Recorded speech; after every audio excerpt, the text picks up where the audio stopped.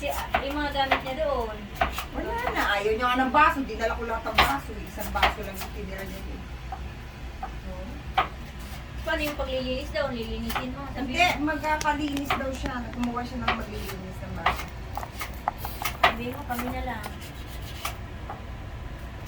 Uy, baka Oh, ito ayan. na yung...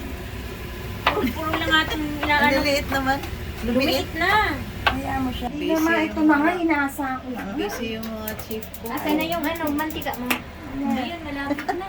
Malapit na kumain. Kainan na. Sorry. Kainan na.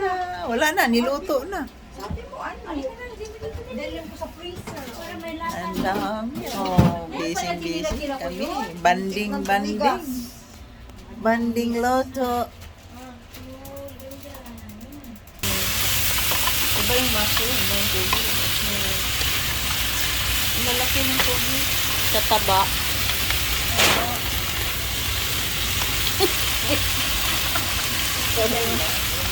Ang ganda yung nagluluto.